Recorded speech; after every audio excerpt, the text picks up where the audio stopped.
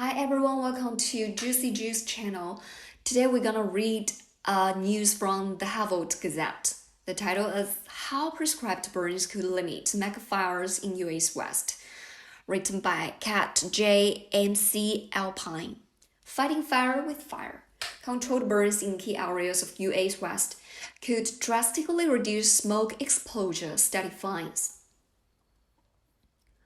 Wildfire smoke is a threat to air quality, public health, and ecosystems throughout the US. Notwithstanding the impact of this year's Canadian wildfires, the West typically sees much higher exposure to wildfire smoke than other regions of the country.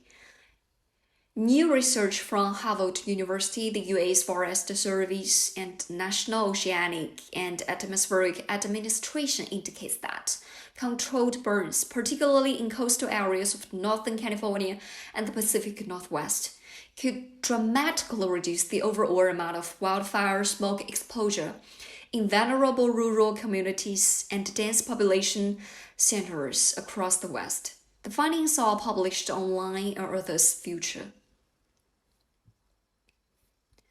Since the earlier 1900s, a legacy of fire suppression in the West, in combination with a warming climate, have contributed to severe wildfires. Until now, there hasn't been much research into how land management methods might influence smoke exposure. Since Kelp, the paper's lead author, who earned his PhD from Harvard as a member of the Atmospheric Chemistry Modeling Group.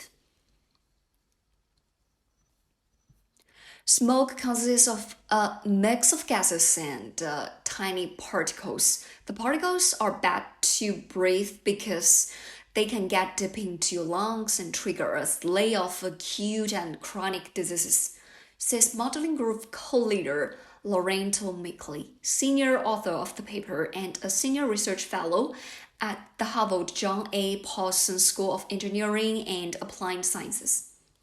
Drier and warmer conditions, together with accumulated underbrush, have made the West more vulnerable to large, severe wildfires.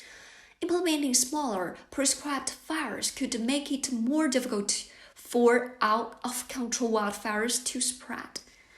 Thus, controlled fires still emit smoke, but the net benefit is less smoke population overall.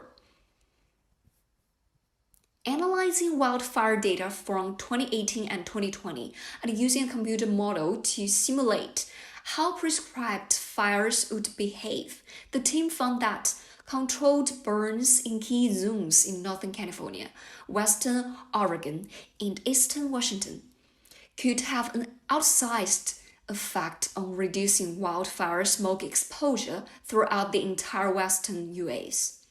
This is due in part to prevailing winds carrying smoke across the continent and to the abundant, dense vegetation that fuels smoky fires.